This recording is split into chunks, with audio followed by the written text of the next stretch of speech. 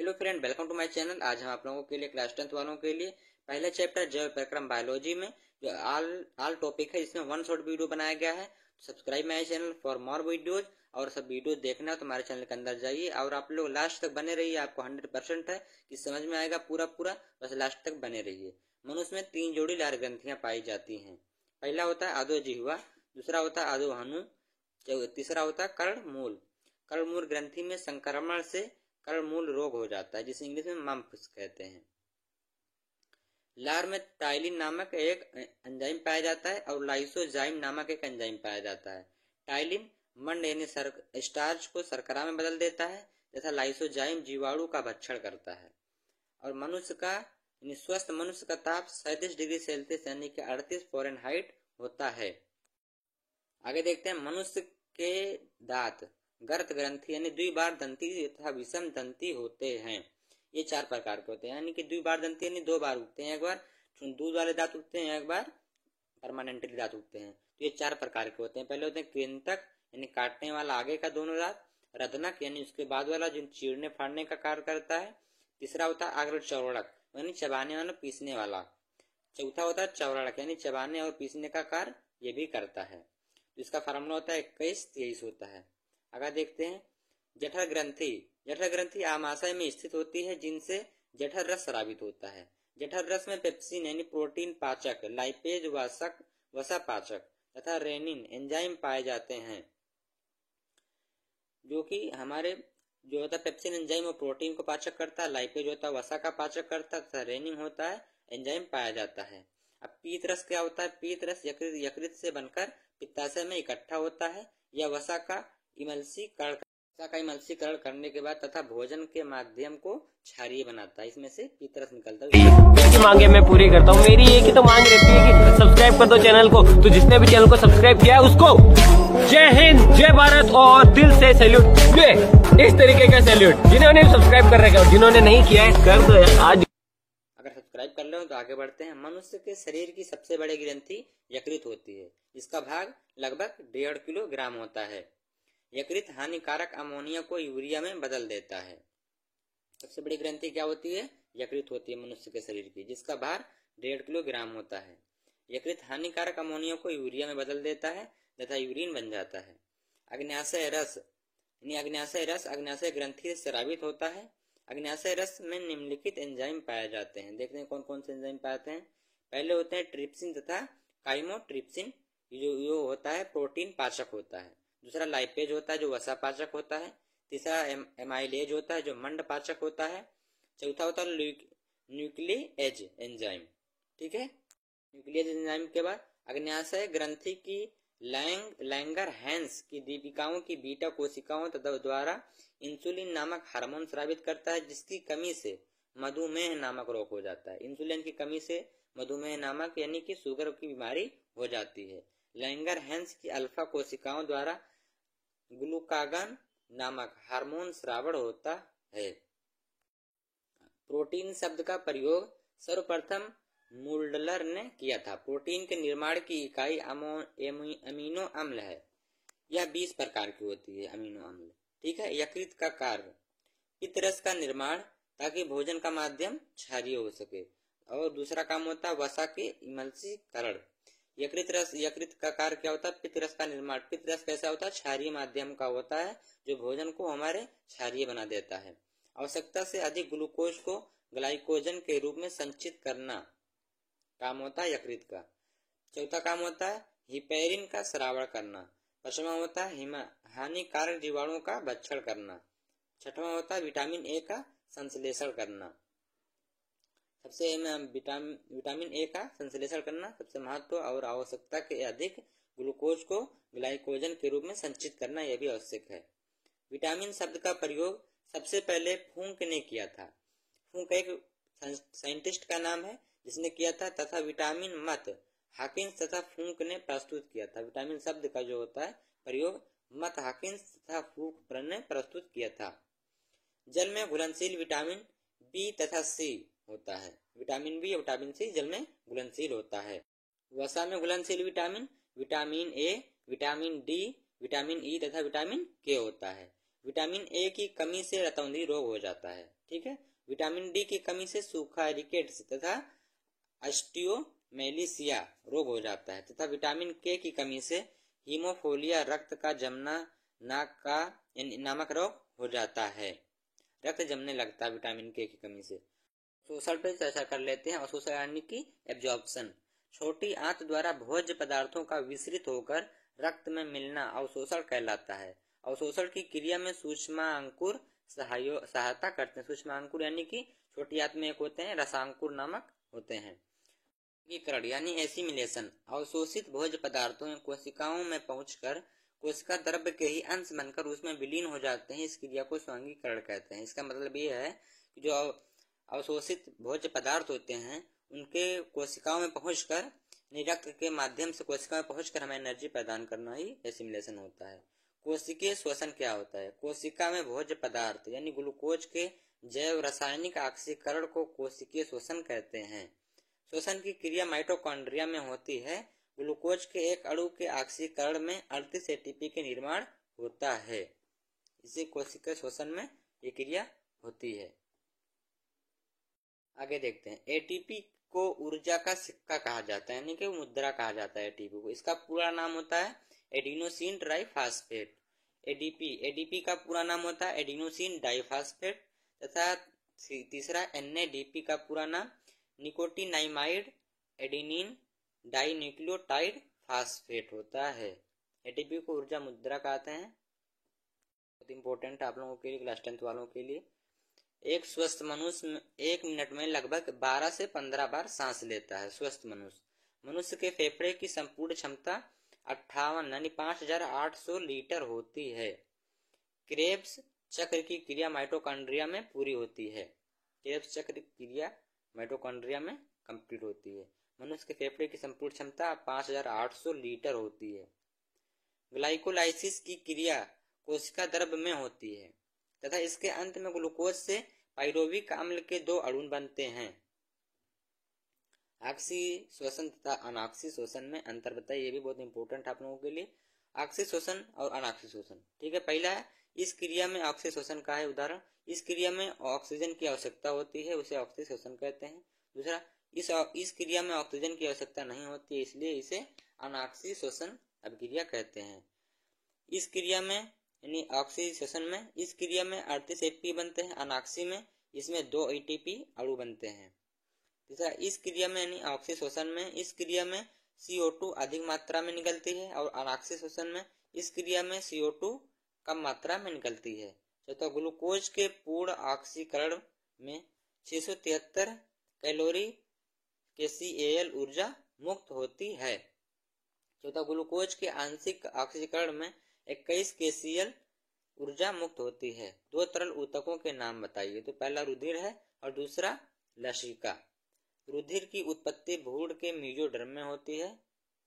रुधिर परिसंचरण तंत्र की खोज विलियम हार्वे ने किया था। रुधिर परिसंचरण की खोज विलियम हार्वे ने किया था। रक्तदाब को स्फिग्नोनैनोमीटर द्वारा मापा जाता है। एक स्वस्थ मनुष्य का रक्तचाप यानी रक्त का धड़कन जो होता है ये होता है 120/80 mmHg होता है। जो का रक्त परिसंचरण होता है 120/80 होता है। मनुष्य के हृदय में 4 वैसम यानी 4 कक्ष पाए जाते हैं। 2 अलिंद होते हैं और 2 निलय होते हैं। यानी मनुष्य का हृदय 4 भागों में बांटा होता है। अंदर से 2 निलय और 2 अलिंद होता है। शरीर के विभिन्न भागों से अशुद्ध रक्त, रुधिर मतलब रक्त, अशुद्ध रक्त दाएं निलय में पहुंचकर तथा दाएं निलय से शुद्ध रुधिर यानी शुद्ध रक्त पल्मोनरी यानी फुफ्फुस धमनी द्वारा फेफड़े में शुद्ध होने के लिए भेज दिया जाता है। दाएं अलिंद और दाएं निलय छिद्र पर स्थित कपाट को त्रिवलिनी कपाट कहते हैं। यानी दाएं अलिंद और दाएं निलय के जो छिद्र होता है उस पर जो स्थित कपाट होता है उसे त्रिवलिनी कपाट कहते हैं। यह कपाट रक्त को अलिंद से निलय की ओर तो जाने देता है लेकिन वापस अलिंद में नहीं आने देता है।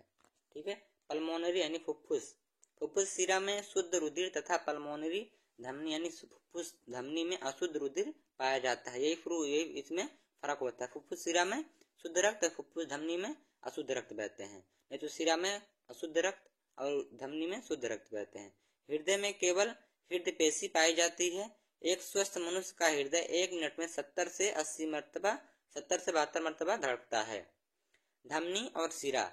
धमनी की भित्ति मोटी होती है तथा सिरा की भित्ति पतली होती है।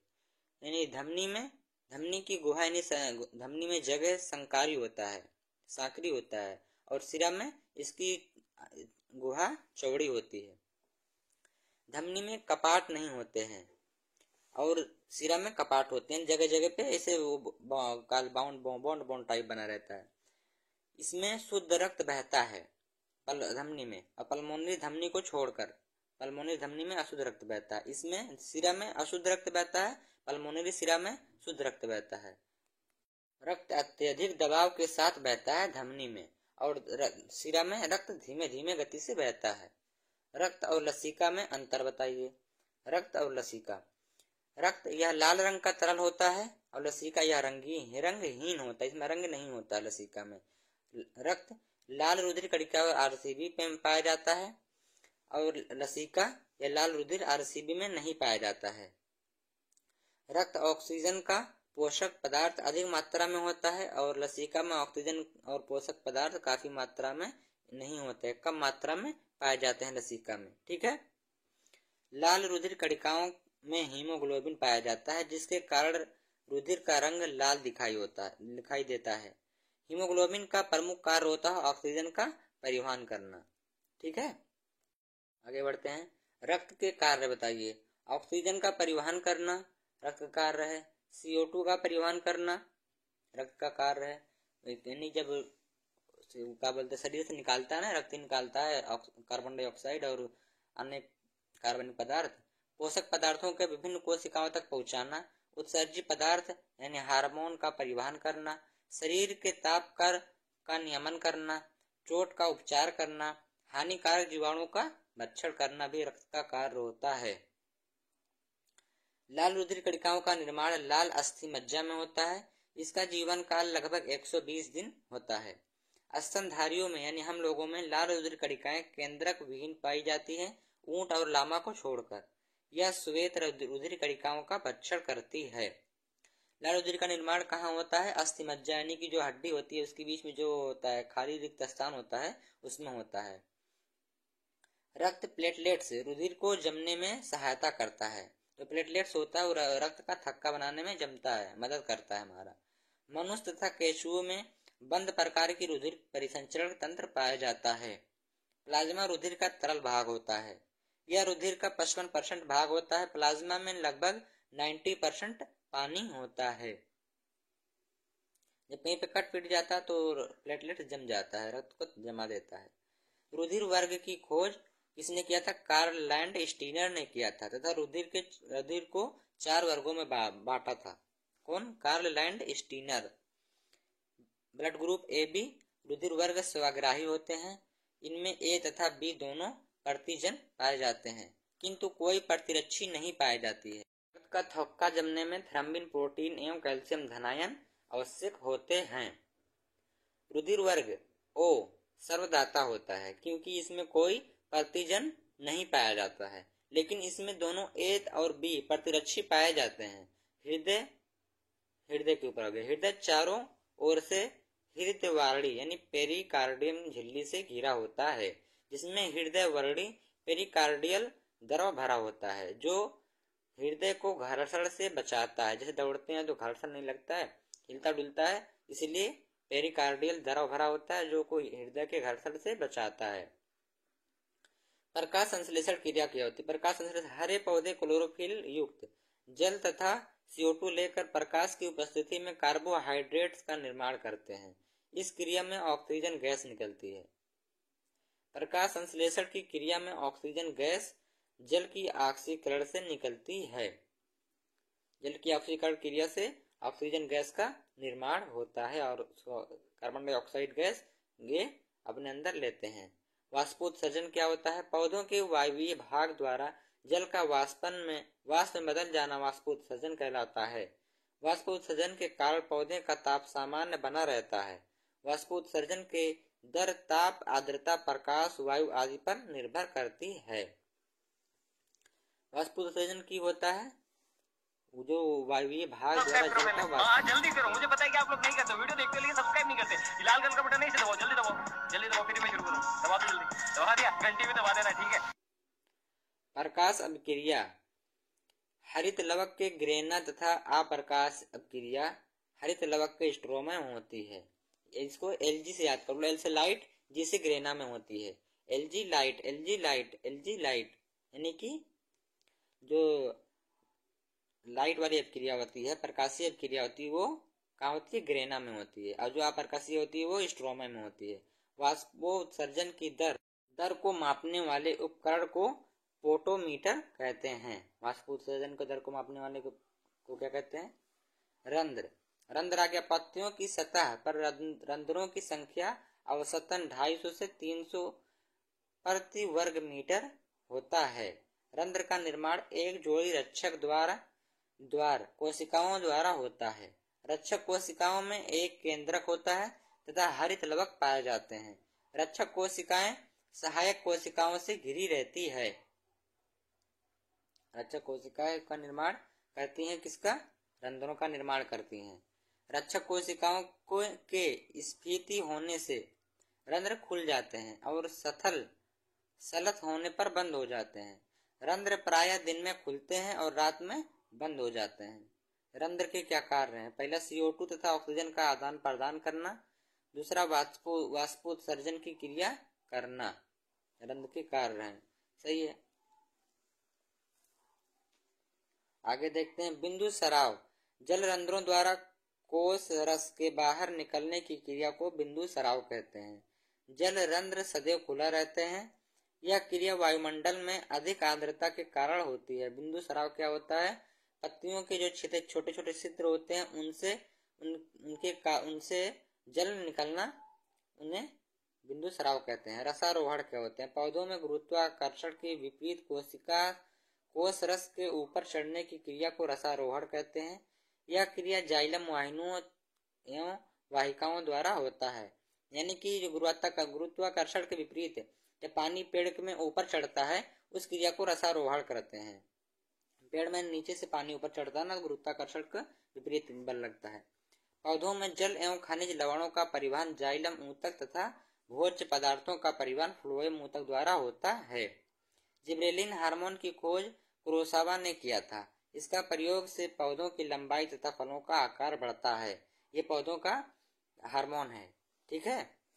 पेड़ पौधों में जिब्रेलिन हार्मोन पाया जाता है। 3-4 टाइप के हार्मोन पाए जाते हैं, जो कोई फल को पकाता है, कोई कुछ को पकाता है। दूसरा है साइटोकाइनिन हार्मोन के कार्य। कोशिका का विभाजन करना तथा पुष्पन प्रारंभ करना तथा अनिषेक फलन को प्रेरित करना। एथिलीन हार्मोन आ गया। देखिए ये भी सब प्लांट हार्मोन है। एथिलीन एकमात्र गैसीय अवस्था में पाया जाने वाला हार्मोन है। यह पौधों को पकाने में सहायक है। यह वृद्धि रोधक एवं पत्ती पुष्प फल के विगलन को प्रेरित करता है, ठीक है। ये गैसीय अवस्था में पाया जाता है जो कि फलों को पकाने में हमारा मदद करता है। ऑक्सिन एक हार्मोन, ये भी हार्मोन है। ऑक्सिन की खोज FW वेंट ने किया था। ऑक्सिन के कार्य निम्नलिखित हैं। शीर्ष प्रभाविता, दूसरा खरपतवार निवारण, तीसरा अनिषेक फलन यानी बीज रहित फल, चौथा विगलन को रोकना। ये ऑक्सिन हार्मोन के कार्य हैं। ये भी प्लांट हार्मोन। अगर वीडियो पसंद आए तो चैनल को सब्सक्राइब करते हैं। मिलते हैं कल, बाय।